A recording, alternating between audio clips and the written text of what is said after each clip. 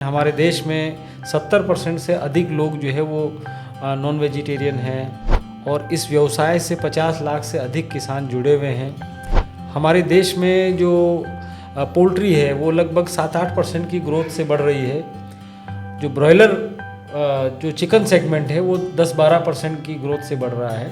बहुत सारे प्रदेश है, जैसे उत्तर प्रदेश है, यहाँ पर जो ब्रॉयलर फार्मिंग है वो 18-20% की ग्रोथ से बढ़ रही है। तो ये मेरा विश्वास है कि आने वाले 10 साल में यूपी जो है वो प्रोडक्शन में, अंडे के प्रोडक्शन में और ब्रॉयलर के प्रोडक्शन में नंबर 1 होगा। और इस टाइम में आप ये समझ लीजिए कि हम मान लो खाना खा रहे हैं तो हमारा जो गेहूं है वो 24 रुपये किलो पे, लेकिन मुर्गी का जो दाना है वो 40 रुपये किलो। तो हम लोगों से बेटर डाइट जो है वो बर्ड जो है वो खाता है। एक बार फिर से आप सभी का गांव पॉडकास्ट में बहुत बहुत स्वागत है। देश का एक बड़ा हिस्सा, किसानों का एक बड़ा हिस्सा पोल्ट्री फार्मिंग से जुड़ा हुआ है। पोल्ट्री फार्मिंग की कई सारी चुनौतियां भी हैं। जितनी लागत लगाते हैं उतना प्रोडक्शन नहीं होता। पोल्ट्री फार्मिंग की ऐसी ही कई चुनौतियों को लेकर आज हमारे साथ हैं poultry farmer broiler welfare federation के नेशनल प्रेसिडेंट FM शेख जी। आपका बहुत बहुत स्वागत है। धन्यवाद, शुक्रिया। और गांव कनेक्शन के सभी दर्शकों का और पोल्ट्री किसानों का को आदाब, नमस्कार जी। तो FM शेख जी, जैसे अभी बात करें, जैसे मैंने कहा कि देश के एक बड़ा हिस्सा पोल्ट्री फार्मिंग से जुड़ा हुआ है। हाँ, हर पोल्ट्री फार्मिंग जितना हिस्सा जुड़ा हुआ है उतना ही नॉन वेजिटेरियन की भी संख्या भी भारत में अच्छी खासी है। तो इस समय अगर देखा जाए, पिछले 10 सालों का देखा जाए, तो अभी क्या चुनौतियां हैं एक पोल्ट्री फार्मर के सामने? देखिए, पोल्ट्री की फार्मर जो है वो भी कई चुनौतियों से गुजर रहा है। और आप ये कहें कि लॉकडाउन के फेज़ में बहुत सारी इंडस्ट्री को, बहुत सारे विश्व में नुकसान हुआ है, लेकिन पोल्ट्री में लॉकडाउन से पहले जो अफवाह फैली थी उससे बहुत बड़ा नुकसान हुआ। फिर उसके बाद में बर्ड फ्लू रहा और फिर उसके बाद में अपना सोया की क्राइसिस जो है वो हमारे देश में हुई। उसकी वजह से सोया की जो सोयाबीन अपनी पैदा होती है उसका ऑयल निकालने के बाद में जो केक बचती है उसको पोल्ट्री इस्तेमाल करती है। और हमारे देश में जितनी सोयाबीन केक होती है उसका 90% इस्तेमाल पोल्ट्री करती है। उसकी क्राइसिस होने से, क्योंकि वायदा कारोबार और इस तरह से जो चीज़ें होने से मैनिपुलेशन होती थी मार्केट में, तो उससे भी पोल्ट्री को काफ़ी नुकसान रहा है। अभी वर्तमान समय में पिछले जब से कोविड के है तो आज ये पोजीशन है कि भी जो पोल्ट्री फार्मिंग कर रहे हैं लोग, उनको लागत से कम दाम में उनकी ब्रॉयलर है वो बिक रहा है, जबकि खाने वाले कोई कम नहीं हुए हैं। हमारे देश में 70% से अधिक लोग जो है वो नॉन वेजिटेरियन हैं और इस व्यवसाय से 50 लाख से अधिक किसान जुड़े हुए हैं। हमारे देश में जो पोल्ट्री है वो लगभग 7-8% की ग्रोथ से बढ़ रही है। जो ब्रॉयलर जो चिकन सेगमेंट है वो 10-12% की ग्रोथ से बढ़ रहा है। और अगर आप देखें कि बहुत सारे प्रदेश है, जैसे उत्तर प्रदेश है, यहाँ पर जो ब्रॉयलर फार्मिंग है वो 18-20% की ग्रोथ से बढ़ रही है। यानी कि आपके हर 5 साल के अंदर पोल्ट्री यहाँ पर डबल बढ़ रही है। उसी तरह से बिहार है, उसी तरह से झारखंड है। क्योंकि पहले क्या है कि जो पोल्ट्री है वो लोग ये समझते थे कि भी ये किसी एरिया स्पेसिफिक काम है, लेकिन जैसे जैसे टेक्नोलॉजी बढ़ी, जैसे जैसे अवेयरनेस बढ़ी, तो आज के टाइम में हर जगह जो है वो इस पर काम हो रहा है। तो अगर आप शुरू से हमारे दर्शकों को बताना चाहें कि क्या, अगर मैं एक किसान हूँ, मैं ब्रॉयलर फार्मिंग शुरू करना चाहता हूँ, तो क्या अभी अगर मैं शुरू करना चाहूँ तो चिक्स कहाँ से लाए, चूजे कहाँ से लेके आए, फिर उसके बाद फीड का कितना, अगर जैसे आपने बताया कि अभी किसान नुकसान झेल रहा है, तो एक बार दर्शकों को अच्छे से एक समझाएंगे विस्तार से कि क्या, कहाँ कहाँ पे उसके सामने क्या चुनौतियाँ हैं, क्या दिक्कतें हैं? देखिए, अभी चुनौतियाँ क्या है कि जैसे मैंने आपको बताया कि भी जो लागत है उस लागत से मैं उसकी उपज नहीं बिक पा रही है। क्योंकि इसमें क्या होता है कि भाई एक फार्म होता है, उसमें साल में वो 6 फ्लॉक निकाल लेता है। तो आज से 7-8 साल पहले तक क्या है कि उसकी 6 फ्लॉक में से 3 फ्लॉक 4 फ्लॉक जो है उसकी प्रॉफिट में निकलती थी और 1 फ्लॉक 2 फ्लॉक में उसको नुकसान हो जाता था किसी बीमारी आने की वजह से, या कोई इस तरह की साइकिल उसकी बैठती, जैसे नवरात्रि है, पितृपक्ष है, जिसमें कि डिमांड कम हो जाती है, तो उसको 1 फ्लॉक में उसका घाटा होता था और उसमें भी वो क्या कम पालन करके अपना बचाव करता था। लेकिन अब हालात ये हैं कि कि अब इसमें क्या है कि जो कॉन्ट्रैक्ट फार्मिंग होने लगी है पोल्ट्री में, जो पीछे जैसे लॉसेस रहे तो उससे कॉन्ट्रैक्ट फार्मिंग बढ़ी, तो कॉन्ट्रैक्ट फार्मिंग बढ़ने से क्या है कि प्रोडक्शन बहुत तेज़ी से बढ़ा। हमारे उद्योग की एक विडंबना रही है कि भी उद्योग ने हमेशा प्रोडक्शन पर ध्यान दिया है, इसने मार्केटिंग पर और इस पर जो है वो बहुत कम ध्यान दे पाया है, क्योंकि अलग अलग सेगमेंट में हर आदमी हो रहा है। तो अब कॉन्ट्रैक्ट फार्मिंग की वजह से प्रोडक्शन है, तो जो फार्मर है इस समय, तो फार्मर को ये है कि भाई आप, क्योंकि जब व्यवसाय में ये पोजीशन है भाई सिर्फ उसको घाटा है। अच्छा, घाटा होने, नुकसान होने का कारण ये है कि भाई पहले क्या है कि जैसे मैंने आपको बताया कि 6 फ्लोग उसकी निकल जाती थी, तो सालाना जो उसका काम करके जो उसका टर्नओवर होता था उसमें 20-25% का उसको मुनाफा हो जाता था। लेकिन अब क्या हुआ है कि जब से हमारे यहाँ न्यूनतम समर्थन मूल्य सरकार ने जब से रिवाइज़ किया है 2018-19 फसली वर्ष से, तब ये हुआ है कि भाई 2017-18 में जो मक्का का दाम था वो था आपका 1425 रुपया। अभी 2018-19 में जब सरकार ने रिवाइज़ किया है तो 2018 और अभी 23-24 में अगर आप देखेंगे कि 2090 रुपये कुंटल मक्का का दाम है, और पोल्ट्री को जो मक्का भी मिल रही है वो लगभग 2500 रुपये कुंटल और 2600 रुपये कुंटल में मिल रही है। यानी कि जो पोल्ट्री है, जो मक्का की एमएसपी है, उस एमएसपी दाम से 15% अधिक दाम पर मिल रही है। इसी बीच में भी साल 2 साल से ये हुआ है कि जो एथेनॉल का उत्पादन हो रहा है उस उत्पादन के अंदर भी जो है वो मक्का का इस्तेमाल होने लगा है। तो अगर हम अपनी कॉस्टिंग देखें कि भी मक्का के रेट है, सोयाबीन के रेट है, सरकार निर्धारित करती है एमएसपी ने। अब ये इनकी वजह से हम जब मक्का महंगी हो गई, सोयाबीन महंगी हो गई, तो हम जो फीड की जो हमारी कॉस्ट है वो 70% कॉस्ट बढ़ गई। ठीक है, तो 70% कॉस्ट बढ़ने से अभी क्या है कि जो हमारे पास पहले 20-25% का प्रॉफिट था, तो अब फार्मर को 70% उसकी कॉस्ट बिक गई। अब जो ब्रॉयलर बिकता है वो ब्रॉयलर तो क्या है कि मार्केट की डिमांड सप्लाई के हिसाब से बिकता है। अब डिमांड सप्लाई के हिसाब से बिकता है, तो अब अगर हम पिछले 5 साल में देखें, 18-19 से भी देखें, तो ब्रॉयलर की जो प्राइसेस है उसमें लगभग 8 से 10% की 5-6 साल के अंदर ग्रोथ हो पाई है। और एक तरफ उसकी कॉस्टिंग में 70% की ग्रोथ हुई और उसकी रियलाइजेशन प्राइस है उसमें 10% की ग्रोथ हुई। तो कंजप्शन भी उतनी धीमी से बढ़ रहा है। जैसे अपना एग्रीकल्चर का प्रोडक्शन बढ़ रहा है 1%, 1.5%, 2%, उसी तरह से कंजप्शन का बढ़ने का लेवल भी वही है। दूसरी तरफ जो फार्मिंग है, जैसे मैंने आपको बताया, उत्तर प्रदेश में 18 से 20% की ग्रोथ से बढ़ रही है। अब कंजप्शन, एग्रीकल्चर का प्रोडक्शन, तो ओवरऑल हमारा जो रियलाइजेशन है वो 5-6 साल में 10% बढ़ा। तो इस करके भी जो फार्मिंग है वो ओवरऑल नुकसान में है, लागत से कम दाम ये मिल रहे हैं। और जैसे मैंने आपको बताया कि भी हमारे यहाँ पर सिर्फ प्रोडक्शन बेस रहा है, तो इसमें जो प्रोसेसिंग है और ये जो चीज़ें इंफ्रास्ट्रक्चर जैसे रहा है, जैसे आप मिल्क का देखेंगे कि भी मिल्क के दाम में आज किसान को मिल्क बेचने की या किसी तरह की कोई परेशानी नहीं है, क्योंकि एक मिल्क में प्रोक्योरमेंट, पैकेजिंग, चिलिंग, सब तरह के जो प्रोसेस शुरू हुए, उस तरह के प्रोसेस अभी पोल्ट्री में नहीं है। इसकी वजह से हमारे यहाँ क्या है कि जो फार्मिंग में है वो सिर्फ फार्मर को नुकसान हो रहा है। तो जैसे अभी आपने जिक्र किया था कॉन्ट्रैक्ट फार्मिंग का, तो क्या कॉन्ट्रैक्ट फार्मिंग का दखल बढ़ने से पोल्ट्री इंडस्ट्री में, तो क्या इससे भी पोल्ट्री फार्मर को नुकसान हुआ? और कैसे कॉन्ट्रैक्ट फार्मिंग में कैसे काम करते हैं जो कंपनियां हैं, वो कैसे काम करती हैं किसानों के साथ? देखिए, कॉन्ट्रैक्ट फार्मिंग में क्या है कि जो काम हो रहा है वो उसकी कोई नियमावली नहीं है कि भी कॉन्ट्रैक्ट में किया जाए तो उसकी कोई नियम है। तो जो काम करने वाला कॉन्ट्रैक्ट कंपनी है उसके अपने नियम कानून हैं, और वो नियम कानून एक तरफा हैं। हाँ, लेकिन वो उसमें क्या है कि जो फार्मर है, वो फार्मर जो है वो प्रोडक्शन को मैनेज करता है। भाई उसका फार्म होता है, इंफ्रास्ट्रक्चर होता है, उसकी लेबर होती है, बिजली पानी उसकी ये होती है। कंपनी जो है वो इनपुट प्रोवाइड करती है। भाई जैसे आपका चिक्स है, फीड है, मेडिसिन है, वो प्रोवाइड करती है एक कॉस्ट पर, जो उसके साथ में एग्रीमेंट है। उसके बाद में जो बर्ड रेडी होता है उसको वापस सेल करती है, और वज़न के हिसाब से कि भाई इतना कुंटल वज़न है, उसके हिसाब से उसको एक जॉब वर्क, एक तरह से वो जॉब वर्क है, तो जॉब वर्क के हिसाब से उसको 7 रुपये किलो है, 6 रुपये किलो है, 8 रुपये किलो, ये उसको दिया जाता है।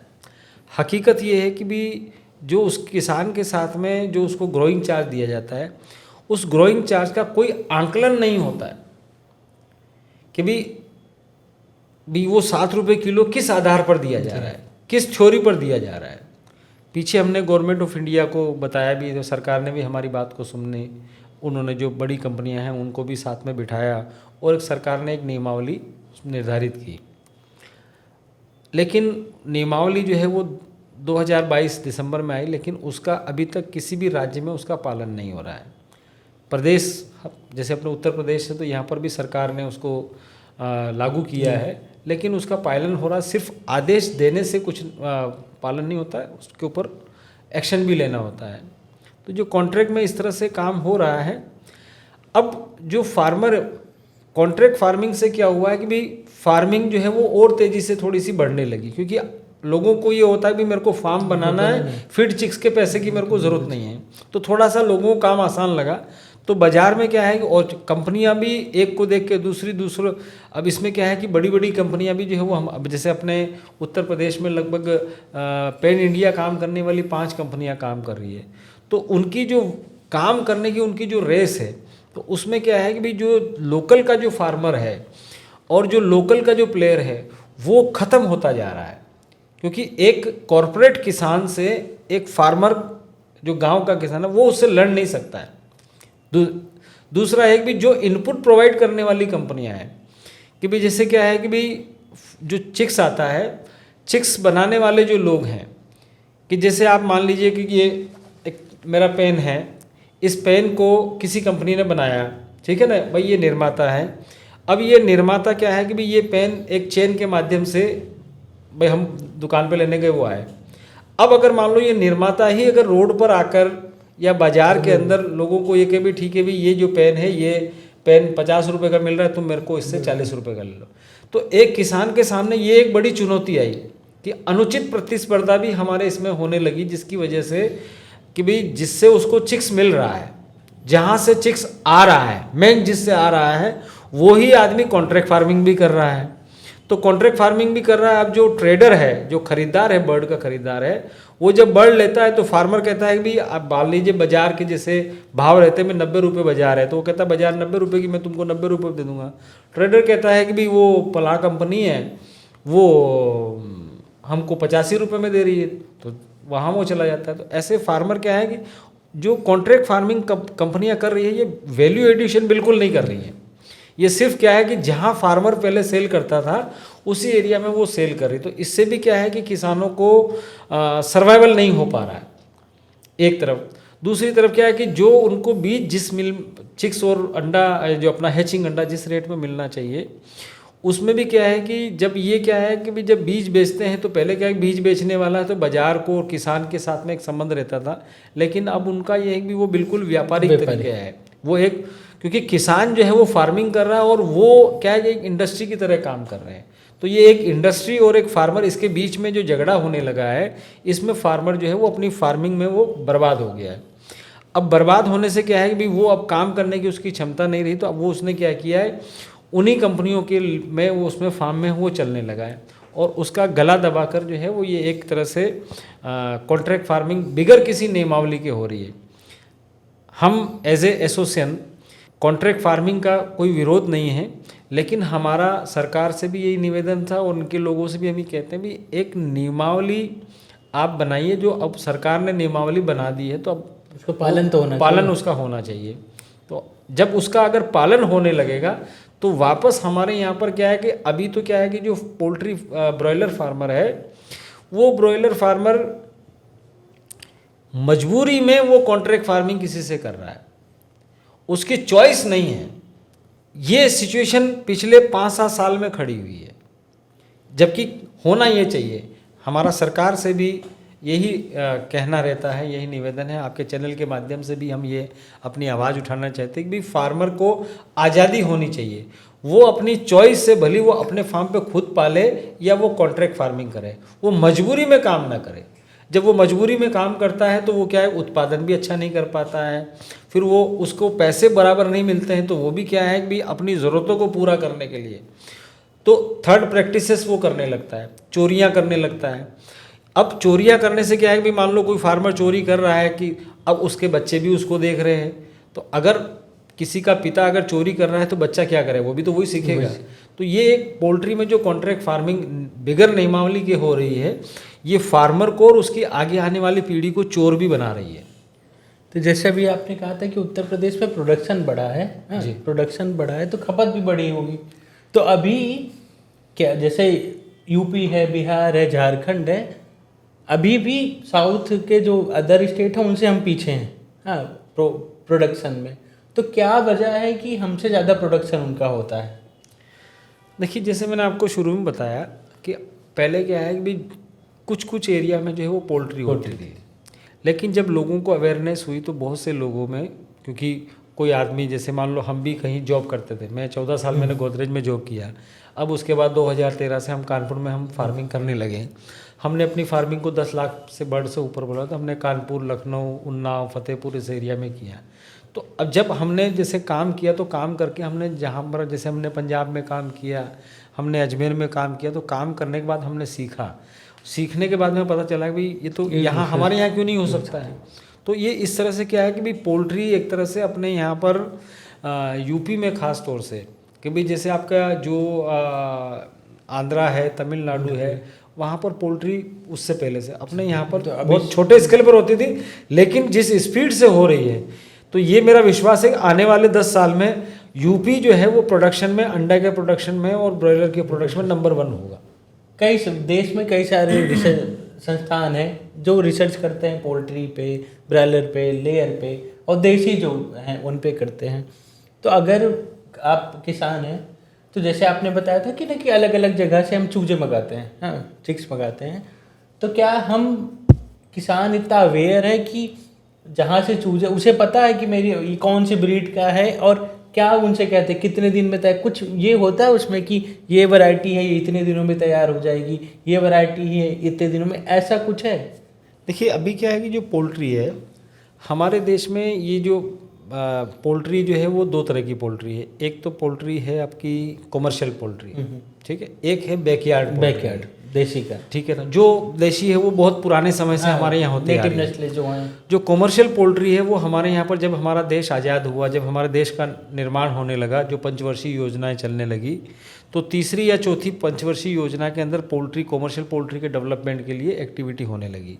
सरकार ने पोल्ट्री, कमर्शियल पोल्ट्री को डेवलप करने के लिए, जो क्योंकि जब चिकन और अंडा और इसकी भी जो मांग है वो बढ़ सकती है, कैसे लोगों को रोज़गार मिल सकता है, तो सरकार ने बहुत सारी स्ट्रेन बाहर से मंगवाई। तो जो कमर्शियल पोल्ट्री की जो ब्रीड है उसको फार्मर पहचानता है, तो आप फार्म भी देखेंगे तो आपको अलग अलग मिलेंगे। तो उसी तरह से जो से लेयर है जहाँ पर अंडे का उत्पादन होता है, तो अंडे में भी क्या है कि वो उसी तरह की ब्रीड है कि भाई बर्ड जो है वो अपने आप अपनी उसकी जैसे मैच्योरिटी होती है 4 साढ़े 4 महीने की, और वो अपने आप अंडा देती है। जो फीमेल का एक नेचर होता है कि भी जैसे पीरियड आना और वो अपने आप वो समय के साथ रहता है, उसी तरह से लेयर बर्ड में भी उसी तरह की चीज़ वो रहती है। तो अगर जर्नी की बात की जाए फार्मिंग की, तो क्या ऐसे क्या जर्नी होती है? कितने दिन का चूजा हम लेके आते हैं, फिर कितने दिन उनको खिलाते हैं, फिर कितने दिन में तैयार होता है, और ये सारी चीज़ें, जर्नी क्या होती है? देखिए, कमर्शियल पोल्ट्री 2 तरह की होती है। एक तो अपनी लेयर जिसमें कि अंडे का उत्पादन होता है, ब्रॉयलर, और दूसरा ब्रॉयलर का होता है। तो फार्म पर जो चिक्स जाता है वो 1 दिन का चिक्स जाता है। हैचिंग उसकी हुई, चूजा निकला, चूजे निकलने के बाद में उसका अपना प्रोसेस, काउंटिंग और वैक्सीनेशन और इस तरह की चीज़ें वो रहती है। उसके बाद में वो ट्रांसपोर्ट होकर फार्म पर पहुंच जाता है। तो चूजा वहाँ फार्म पर पहुंच जाता है तो वो हैचरी से कहीं फार्म पे 5 घंटे में, कहीं डिस्टेंस के हिसाब से वो पहुंचता है। चिक्स जो है वो 72 घंटे तक बिगर खाए पिए वो रह सकता है। तो जो ब्रॉयलर का जो चिक आता है वो फार्म पे उसको रखा जाता है 35 दिन के अंदर। उसकी वो लगभग 35 दिन 34 दिन मौसम के हिसाब से, आप 35 डेज़ पकड़िए। 35 डेज़ में मान लीजिए अच्छा मौसम है जैसे अपना अक्टूबर नवंबर का, तो वो 32 दिन 33 दिन के अंदर 2 किलो हो जाता है। गर्मियों का जो समय रहता है जिसमें कि टेम्परेचर काफ़ी हाई रहता है, तो उसमें वो 2 किलो का बर्ड 37-38 दिन में होता है। इसमें लगभग वो 3 किलो के आसपास फीड खाता है। 3 किलो 200 ग्राम वो फीड खाता है और 2 किलो बॉडी वेट हो जाता है। उसी मार्केट में जो बर्ड की जो डिमांड है वो डिशेस के हिसाब से, जैसे अपना वो था रोस्टेड चिकन और इस तरह के, उसके लिए क्या तंदूरी बर्ड चाहिए होता। तो तंदूरी बर्ड क्या, तंदूरी जो साइज़ का बर्ड है 1100 ग्राम 1200 ग्राम का बॉडी वेट है, वो तीसरे हफ्ते के बाद में उसको मिलने लगता है। भाई 24 दिन 25 दिन में बर्ड जो है वो मार्केट होने लगता है। लेकिन तंदूरी फिर उसके बाद में अगले 10 दिन में, जैसे 24-25 दिन में वो 1200 ग्राम हो गया, लेकिन अगले 10 दिन में वो 2 किलो 2100 ग्राम इस पोजीशन पे वो आ जाता है। और फार्म में जो उसका पालन किया जाता है बहुत ही हाइजेनिक तरीके से, जब चिक्स आता है तो फार्म को सैनिटाइज और प्रॉपर तरीके से किया जाता है। जो बर्ड की, क्योंकि जो चिक्स है उसकी जो रिक्वायरमेंट है, बॉडी रिक्वायरमेंट है, भाई शुरू में फर्स्ट वीक में उसको 90 से 95 डिग्री फ़ारेनहाइट उसको टेम्परेचर देना है। फिर उसके बाद में हर हफ्ते जो है वो टेम्परेचर घटाया जाता है, 90 का 85 किया जाता है, 85 का 80 किया जाता है, 75 किया जाता है। फिर उसके बाद वो एक रूम टेम्परेचर जिसमें कि हम और आप आसानी से बैठ सकें, उस तरह की उसमें इन्वायरमेंट उसको आर्टिफिशियली उसको दिया जाता है। मान लो जैसे हम पंखा लगा रखा, हमने एसी लगा रखा है, तो उस तरह से उसको वो दिया जाता है। और बहुत ही जो फीड उसको दी जाती है वो बड़ी हाइजेनिक होती है और बैलेंस्ड होती है। और इस टाइम में आप ये समझ लीजिए कि हम मान लो खाना खा रहे हैं तो हमारा जो गेहूं है वो 24 रुपये किलो पे, लेकिन मुर्गी का जो दाना है वो 40 रुपये किलो है। तो हम लोगों से बेटर डाइट जो है वो बर्ड जो है वो खाता है। और सोयाबीन, जो सोया डीओसी वो इस्तेमाल होती है, मक्का ऐसे होती है, उसमें ये उसका इस्तेमाल होता है। तो बहुत ही हाइजेनिक तरीके से उसको पाला जाता है। बहुत सारे जो दूसरे जो एनिमल वेलफेयर के नाम पे बहुत सारे संगठन हैं जो हम तो ये कहेंगे भी वो गाय की खाल में भेड़िए हैं, तो वो लोग क्या है गलत प्रचार करते हैं, लोगों को मिथ वो करते हैं, तो उनका अपना एजेंडा है। लेकिन एज ए फार्मर और एक एज ए पशुपालक हम यही कहेंगे भी इसमें बहुत ही हाइजेनिक तरीके से, जैसे अभी आपको मैं छोटी सी बात बताऊं कि पोल्ट्री अभी जब कोरोना आया तो लोगों ने सैनिटाइजेशन और ये सारी चीज़ें, हाथ धो, ये सब चीज़ें, लेकिन पोल्ट्री ये काम बहुत पहले से कर रही थी। पोल्ट्री फार्मर इससे पहले से अवेयर था कि भाई स्प्रे करना है, टेम्परेचर, ये सब चीज़ से अवेयर है। तो बायोसिक्योरिटी क्या है कि हमारे इसमें एक इम्पोर्टेंट पार्ट है। जैसे आपने देखा होगा कि भाई मुर्गियां हैं, जनरली एक अपना एक वो है, मुर्गियां हैं यार तो बड़ी रिस्की है तो एक दिन मर जाती है, लेकिन ऐसा नहीं है भाई। जैसे चिक्स आता है उसकी वैक्सीनेशन होती है प्रॉपर, और वो बैलेंस डाइट में तैयार होता है, एक कंट्रोल, एक इन्वायरमेंट में तैयार होता है।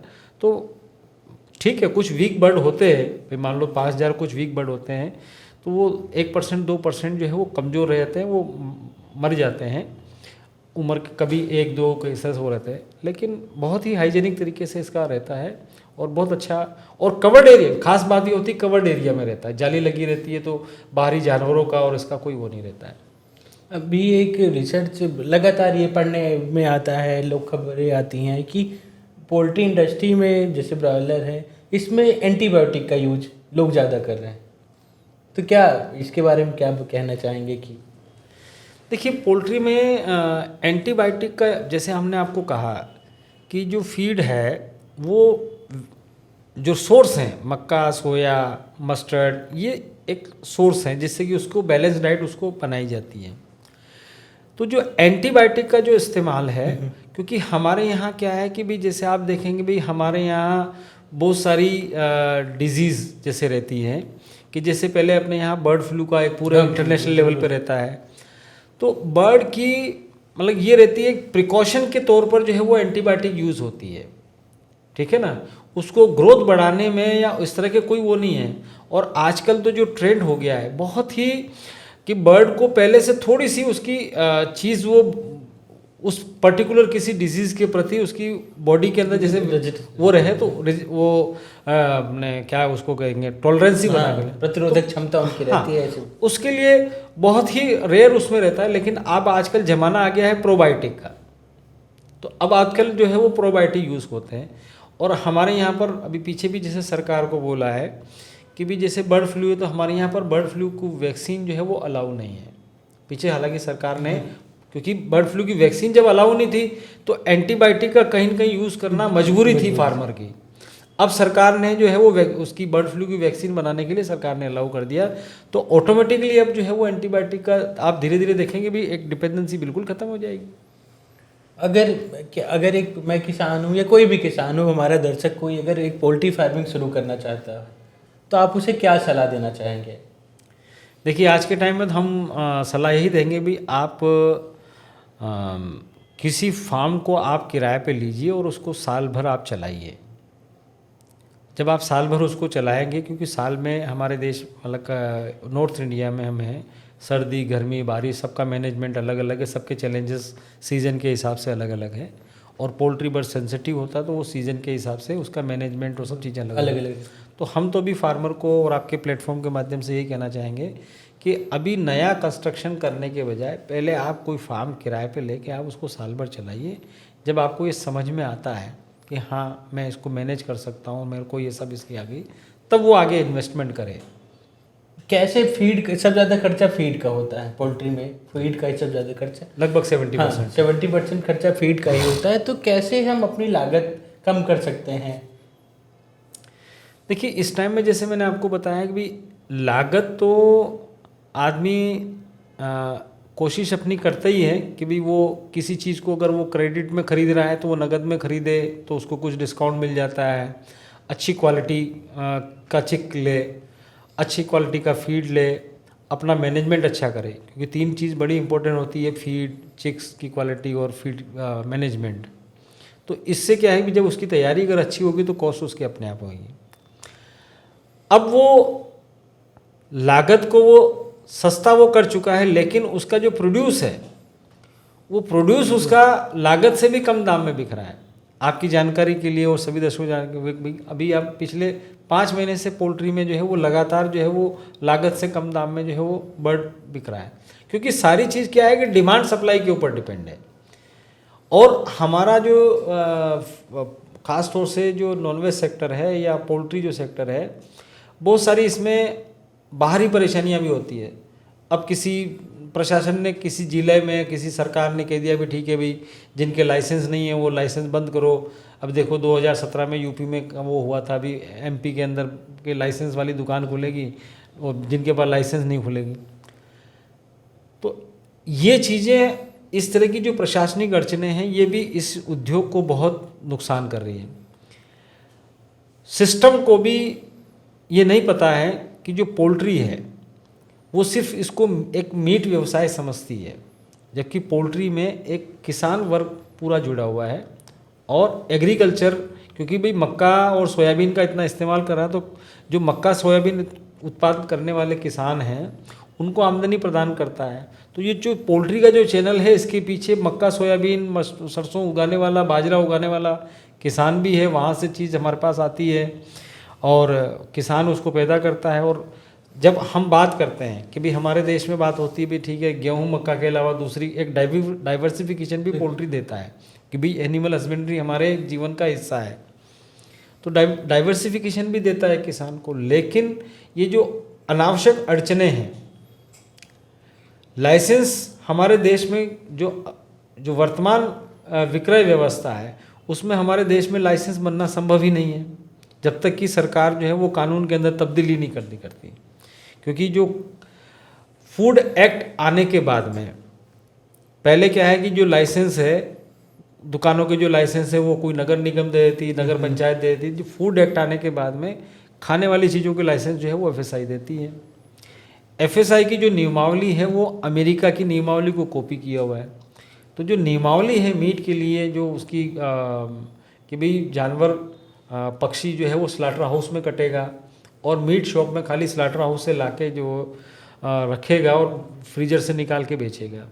तो इस तरह की नियमावली में हमारे यहाँ तो आदमी चिकन खास तौर से गांव देहात में भी बिकता है, तो वहाँ तो आदमी अपनी आंखों के सामने कटवाता है। मतलब ये एक पौराणिक प्रथा है कि आदमी अपने आंखों के सामने, मतलब इसको हम ये कह सकते हैं कि हमारे देश में लोगों को चिकन का गरम मीट खाने की आदत है। भाई फ्रेश मीट को जो वो है, गरम मीट अभी ताज़ा मीट गरम होता है तो उसको वो ले जाने की आदत है, रखा हुआ लेता ही नहीं। तो अब उसी तरह से क्या है कि भाई हमारे यहाँ कोई स्लाटर हाउस तो है नहीं। अब सरकार ने कानून तो भाई कानून ले आई, नियमावली बन गई, लेकिन अब जो किसान पैदा कर रहा है स्लाटर हाउस तो है नहीं, तो वही फुटकर विक्रेता है। तो फुटकर विक्रेता अब अपनी वो शॉप में है जो कटिंग करके वो दे रहा है और वो उसको लाइसेंस नहीं है। तो इस तरह की चीज़ें क्या है कि उसके बाद लाइसेंस नहीं है, स्लाटर हाउस नहीं है, तो वो कहाँ से लगे। तो ये एक बड़ा थोड़ा सा उलझन वाला है। तो जैसे पशुपालन विभाग के अंदर कुक्कुट विभाग आता है, जैसे अगर प्रदेश की यूपी की बात करें तो सरकारी जो योजनाएं हैं कितनी मददगार साबित होती हैं एक मुर्गी पालक के लिए कितनी मददगार साबित होती हैं अगर जो योजनाएं हैं? देखिए क्या है कि हमारी थोड़ी सी सिस्टम में जो एक कहते हैं ना कोऑर्डिनेशन है, हालांकि थोड़ा सा सरकारों में अलग अलग विभागों में कोऑर्डिनेशन थोड़ा सा बनने लगा है, लेकिन अभी भी बहुत लैकिंग है।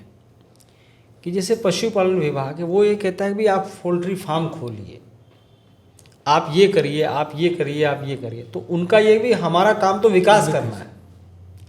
अब आपका नगर निगम या कोई चीज़ आपकी अगर वो बिकने नहीं दे रही है तो इसमें हमारा कोई रोल नहीं है, ये तो नगर निगम का काम है, ये नगर विकास का काम है, और ये लाइसेंस आपका है, ये फूड सेफ्टी बना के देगा।